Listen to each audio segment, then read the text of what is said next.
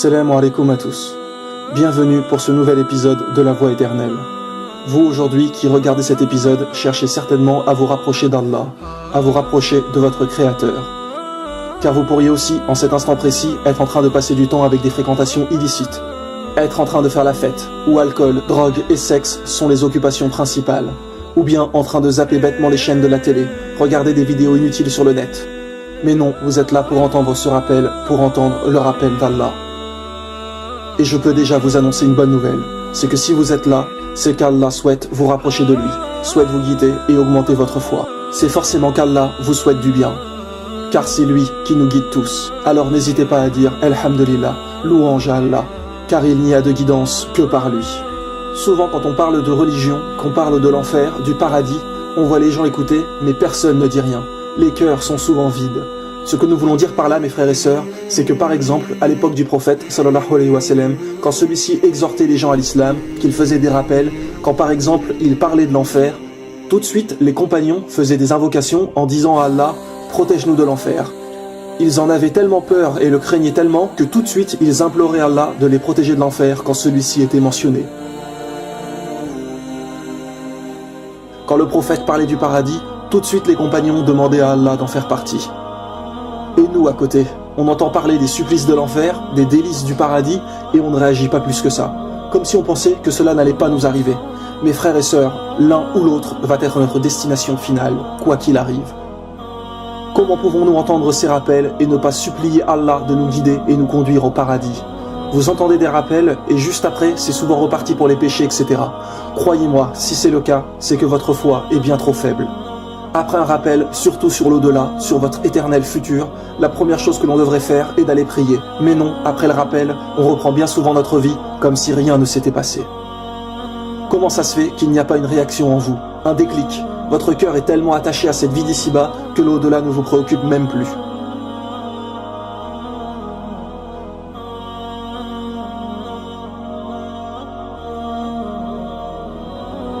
Réveillez-vous mes frères et sœurs, vous êtes totalement endormis par cette vie d'ici-bas.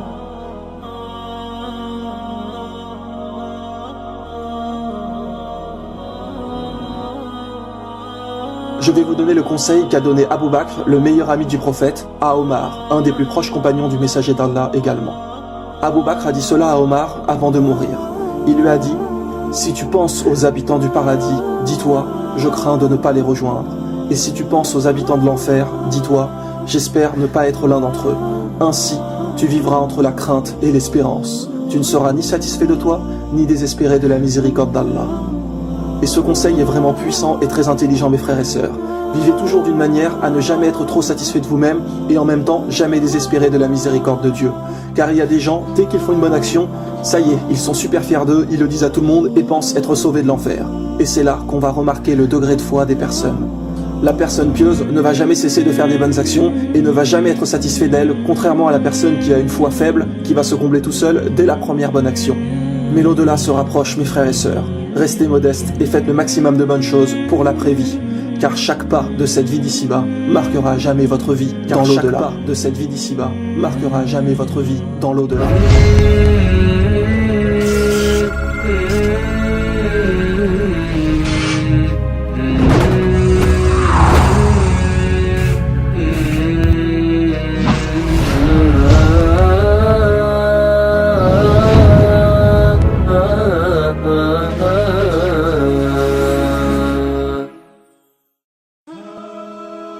Maintenant mes frères et sœurs, j'aimerais que vous réfléchissiez avec attention à ce qui va suivre. Quand nous partons en voyage, souvent, nous regardons sur internet et cherchons la destination qui nous convient le plus et rentrera dans nos moyens financiers. Mais il y a tant de choses qui sont hors de notre portée. Ce genre d'hôtels, de paysages, d'endroits magnifiques qu'Allah a créés. Parfois, certaines personnes réussissent à y aller une fois dans leur vie, mais il y a tant d'endroits sur terre que nous n'aurons jamais le temps d'aller. Mais nous aimerions avoir tout ça pour nous, que tout cela nous appartienne. Imaginez par exemple avoir une île privée avec une villa dessus en bord de mer. Et vous êtes avec tous les gens que vous aimez dessus. Le rêve de tout le monde. De toute l'histoire de l'humanité, les plus grands rois ont eu des royaumes immenses. César avait conquis de nombreux pays. Pharaon avait toute l'Égypte. Il se gardait tous les trésors, avait tout pour eux. Mais cela est encore même très loin de toute la planète entière. La planète est bien trop grande. Allah a créé tant de choses. Si je vous dis cela, mes frères et sœurs, c'est que savez-vous qu'est-ce que possédera la personne qui aura le plus bas degré du paradis? Celui qui aura la plus petite récompense. Le prophète sallallahu alayhi wa sallam a déclaré que cette personne-là, Allah lui donnera l'équivalent de tout ce bas monde, toute cette terre en entière, juste pour lui. Imaginez-vous l'éternité à passer votre temps à avoir tout cela.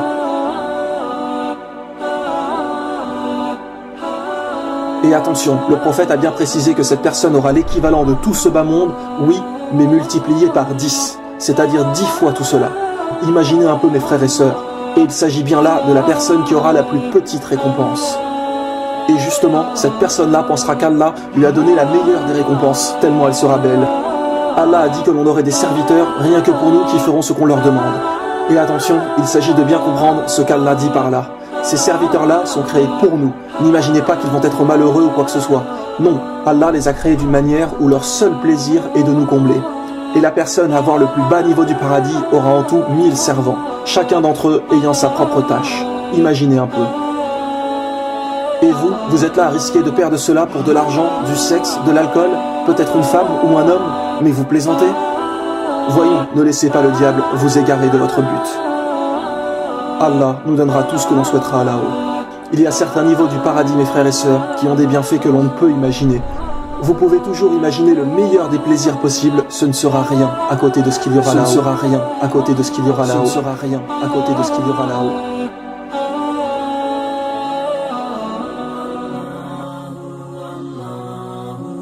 Alors après, ce qu'il faut savoir, c'est que c'est votre conduite ici-bas et quel type de croyant que vous êtes qui vous donnera telle ou telle récompense.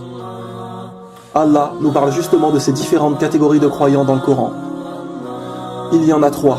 La première, qui est la moins pieuse, est la personne qui vacille tout le temps entre bonne action et péché. C'est-à-dire que des fois, elle tient le coup et fait de bonnes choses, actes religieux, etc. Et des fois, elle laisse ses passions la contrôler et tombe dans le péché. Et toute sa vie, elle est un peu entre les deux. Parfois les bonnes actions, parfois les péchés. La deuxième catégorie est celle qui fait toutes ses obligations religieuses, les 5 prières, le ramadan, le pèlerinage, etc. mais qui ne fait vraiment rien de plus. C'est-à-dire qu'elle se contente du strict minimum, que ce qui est obligatoire. Jamais elle ne fera des prières supplémentaires ou jeûnera des jours en plus, etc. Et la troisième et meilleure des catégories est la personne qui, avant toutes les autres, saute sur les occasions de faire le bien. Par exemple, vous êtes un groupe de 3 amis en voiture, vous voyez une personne en panne, et bien c'est tout de suite lui, le premier qui va avoir l'idée d'aller aider. C'est tout de suite le premier ou la première qui va penser à faire les bonnes actions. Avant tous les autres, ça lui vient à l'idée. C'est vraiment la personne qui court après le bien pour satisfaire au mieux son Créateur. Qui court après le bien pour satisfaire au mieux son Créateur. Maintenant, je vais vous donner une bonne nouvelle. Sachez que ces 3 catégories sont acceptées par Allah. Oui, mais elles n'auront pas toutes les mêmes récompenses. Et c'est ça qu'il faut bien comprendre. Beaucoup de gens font un peu de bien en se disant « c'est bon, ça suffit ». Oui, mais plus vous en faites, plus vous aurez des choses extraordinaires au paradis, mes frères et sœurs. Ne vaut-il pas mieux se donner à fond pour quelques années ici-bas, afin d'avoir éternellement les meilleures récompenses dans l'au-delà? Car une fois la mort arrivée, il est trop tard. Nous n'aurons plus la chance de faire d'autres bonnes actions pour accéder au meilleur de ceux qui se trouvent là-haut. Soyez toujours bon avec les autres, même si c'est contre votre propre personne. Parfois, pour le bien de quelqu'un, il va falloir faire quelque chose contre notre propre volonté. Mais l'important est de toujours chercher à faire le bien. Il faut savoir faire des concessions, mes frères et sœurs. Sachez que par exemple, il est tout à fait possible au jour du jugement que vous ayez 501 bonnes actions et 500 péchés. Donc, vous allez au paradis car vous avez plus de bonnes actions que de péchés. Mais si par exemple, vous avez fait du mal à quelqu'un, il se peut qu'au jour du jugement, cette personne vous prenne une bonne action et vous donne un de ses péchés à cause de ce que vous lui avez fait ici-bas.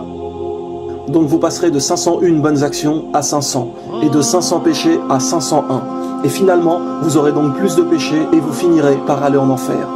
Comprenez donc bien l'importance et la gravité de faire du mal aux autres. Et c'est certainement pour cela que le prophète sallallahu alayhi wa sallam a dit « Ne blessez personne afin que personne ne puisse vous blesser. » Car finalement, en blessant quelqu'un ici-bas, celui-ci pourra vous atteindre au jour du jugement.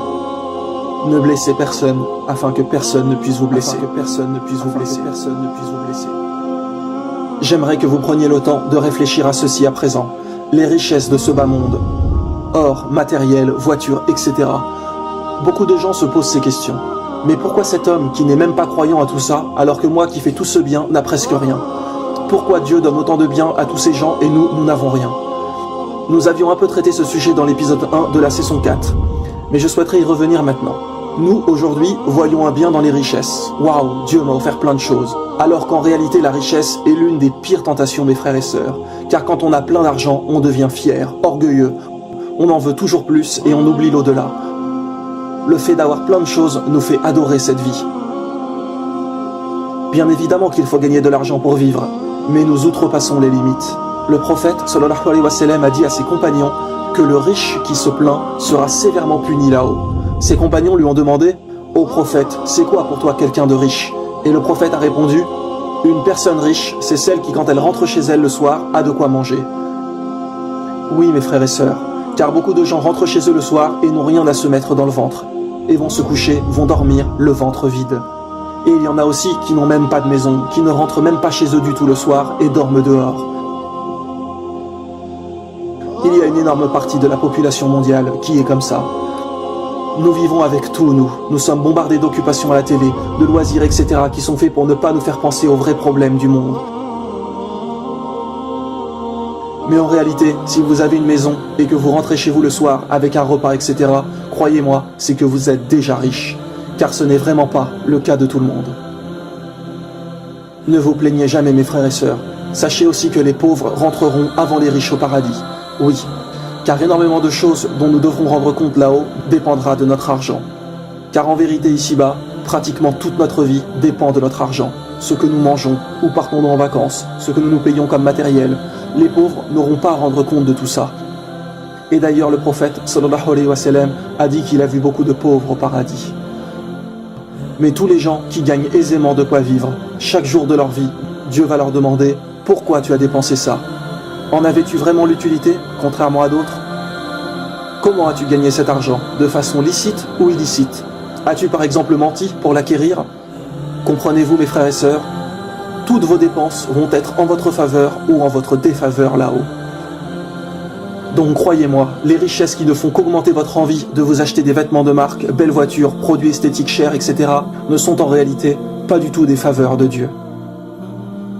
Des fois, Allah vous teste justement en vous donnant de l'argent pour voir ce que vous allez en faire. Allez-vous être vraiment reconnaissant et le dépenser dans le bien, ou allez-vous acheter des biens matériels bien souvent inutiles ? Attention mes frères et sœurs, bien évidemment, nous avons le droit de nous faire plaisir ici-bas, mais il ne faut pas non plus tomber dans l'exagération, vous comprenez ? Pour rappel, sachez qu'Omar, le compagnon du prophète, a pleuré quand il a reçu les trésors des rois perses. Il a dit qu'il craignait que sa communauté ne s'attache trop à cette vie, à présent qu'elle possède de telles richesses, et qu'elle délaisse donc l'au-delà. Et vous savez quelle est l'invocation qu'il a fait ? Il a dit justement, en parlant de toutes ces richesses, « Oh Allah, protège-moi de l'attrait qu'elle provoque. Oh Allah, protège-moi de l'attrait qu'elle provoque. Oh Allah, protège-moi de l'attrait qu'elle provoque. » Subhanallah, c'est vraiment incroyable. Nous, qu'allons-nous dire quand nous recevons de l'argent ou ce genre de choses ? On va dire « Merci Allah de nous avoir donné tout ça ». On va prendre ces choses comme une récompense, comme un bien. Mais lui craignait tellement Dieu qu'il voit ça comme une tentation. Et en réalité, mes frères et sœurs, il avait tout à fait raison. Il ne cherchait pas les biens de cette vie, il ne se souciait que de l'au-delà, comme le prophète le disait. Le messager d'Allah disait « Les biens de cette vie ne sont pas pour moi ».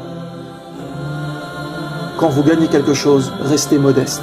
Demandez comme Omar à Allah de vous protéger de l'attrait que cela provoque et qu'il vous fasse dépenser votre argent dans le bien. Je vais vous donner plusieurs choses graves qui peuvent vous envoyer en enfer et vous fermer le paradis. Des actes qui sont malheureusement fréquents à notre époque. Tout d'abord, le respect des parents, mes frères et sœurs. Et là, je ne m'adresse pas uniquement aux jeunes, mais à tous ceux qui ont leurs parents en vie, et cela, peu importe votre âge. Car souvent des parents, de par exemple une quarantaine d'années, disent à leurs enfants qu'il faut les respecter comme Dieu l'a dit, mais eux-mêmes oublient de respecter leurs propres parents. Il est normalement impossible que quelqu'un me dise aujourd'hui que par exemple cela fait plus de 15 jours qu'il n'a pas eu de nouvelles de son père ou de sa mère. Surtout à notre époque, nous avons les téléphones, un petit coup de fil ne prend que 2 minutes, et vous ne savez pas à quel point ça peut parfois soulager vos parents. Allah dit dans le Coran, sourate 31, verset 14, « Sois reconnaissant envers moi, ainsi qu'envers tes parents ». Regardez bien où Allah place les parents. Allah a lié les parents avec lui dans le même verset. D'abord il dit « Soyez reconnaissants envers moi » et tout de suite après « Ainsi qu'envers tes parents ». Il n'a pas dit « Soyez reconnaissants envers moi » puis priez ou faites le pèlerinage ou autre. Mais non, il a dit les parents. Et quand on y réfléchit, c'est tout à fait logique. Nous devons adorer Allah car c'est notre Créateur et c'est lui qui nous a mis à notre disposition tout ce dont nous avons besoin. Mais après lui, quels sont les premiers à nous avoir mis au monde et nous avoir tout donné dès notre naissance? Ce sont bien nos parents. Voilà pourquoi leur importance est si grande.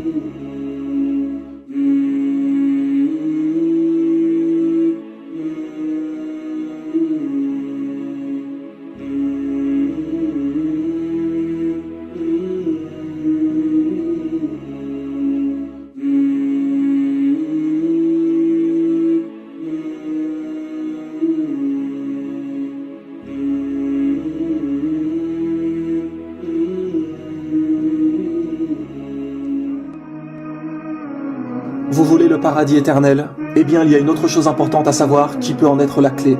C'est votre langue. Vous n'imaginez pas à quel point les mots peuvent être graves. Et d'ailleurs, beaucoup de gens vous diront qu'ils ont plus été blessés par des mots que par des gestes. Vous pouvez détruire une vie avec de simples mots. Par exemple, imaginez qu'un homme aime bien une fille en secret. Puis un jour, un autre homme vient le voir et lui demande ce qu'il pense de cette fille car il souhaiterait se marier avec. Par jalousie, le premier homme qui aime la fille en secret va dire que cette fille est une mauvaise femme, qu'elle n'est pas fidèle, etc. et va lui donner une mauvaise réputation qui est fausse. Et donc, peut-être que l'homme qui demande ne va pas aller voir la fille à cause des recommandations de son ami. Alors que s'il y était allé, peut-être qu'il se serait marié, aurait eu des enfants, etc.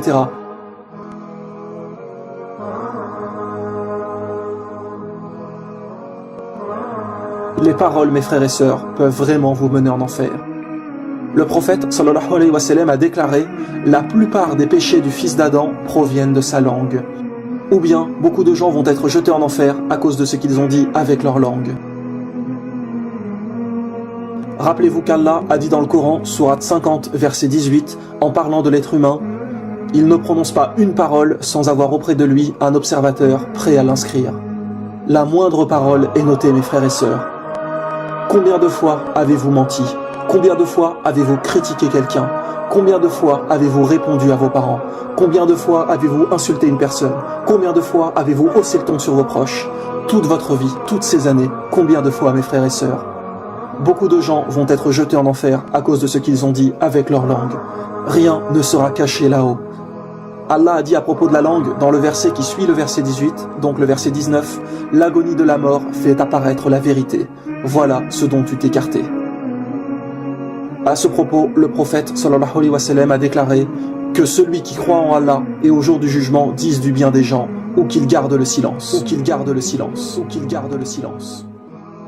Il y a une expression qui dit « Goûte tes paroles, si elles sont douces, alors donne-les, et si elles sont amères, alors ravale-les. » Omar disait « Je n'ai jamais regretté mon silence, mais certaines de mes paroles, je les regrette encore et encore, je les regrette encore et encore. » L'enfer, mes frères et sœurs, combien de personnes vont y aller à cause de tous les nombreux péchés qu'ils ont commis?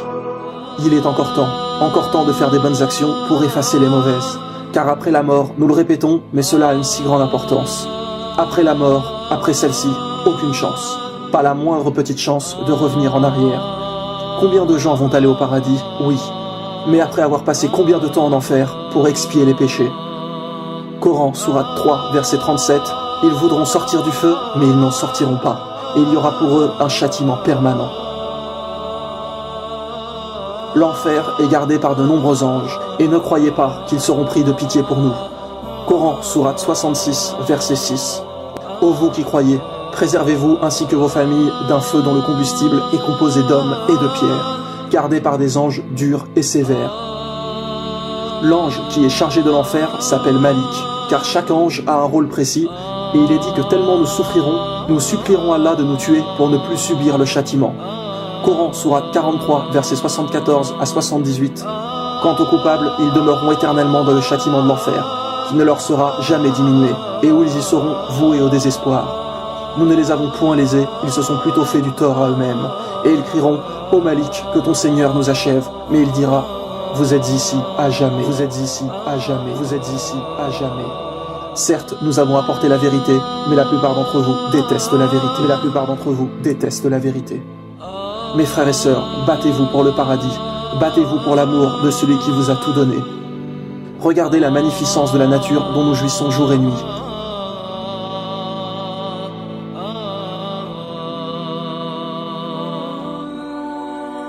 Un simple exemple, prenez un fruit, une pomme, une poire, une pêche, un abricot, peu importe. Un melon, vous l'ouvrez et hop, qu'y a-t-il dedans? Des dizaines et des dizaines de pépins. Vous les plantez et que se passe-t-il? Miracle, tout plein de nouveaux melons. Pépins de pommes et hop, un pommier. Incroyable. Et certains se permettent encore de dire « oui, c'est le hasard ». Le hasard, c'est vrai, se soucie lui de tout rendre perpétuel. C'est vrai que le fruit réfléchit de lui-même. La poire se dit « tiens, il faut que je fasse des pépins pour que les hommes puissent avoir de nouveaux arbres fruitiers après ».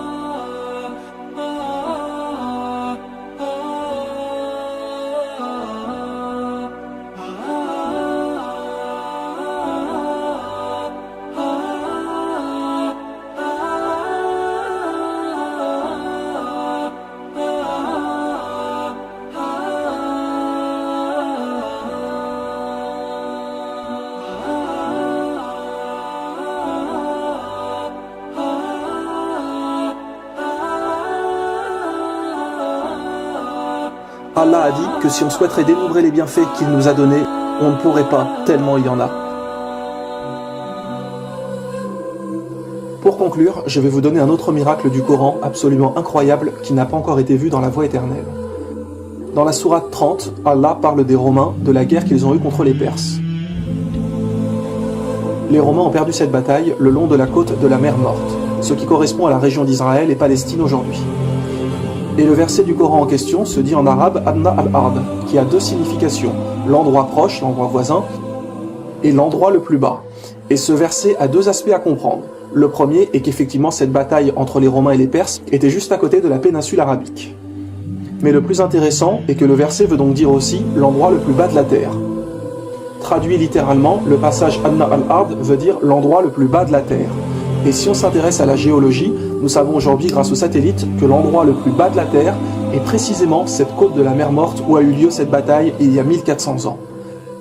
Absolument incroyable. Comment le prophète sallallahu alayhi wa sallam pouvait savoir que l'endroit le plus bas sur Terre était au niveau de la mer Morte. Vous pouvez d'ailleurs le vérifier par vous-même, il vous suffit de taper sur internet le point le plus bas sur Terre. Voici d'ailleurs une photo de Google sur Wikipédia qui vous prouve tout de suite une fois de plus le miracle du Coran. La bataille entre les Perses et les Romains s'est déroulée sur cette côte de la mer Morte, et que nous dit Dieu dans le Coran? Les Romains ont été vaincus dans la terre la plus basse.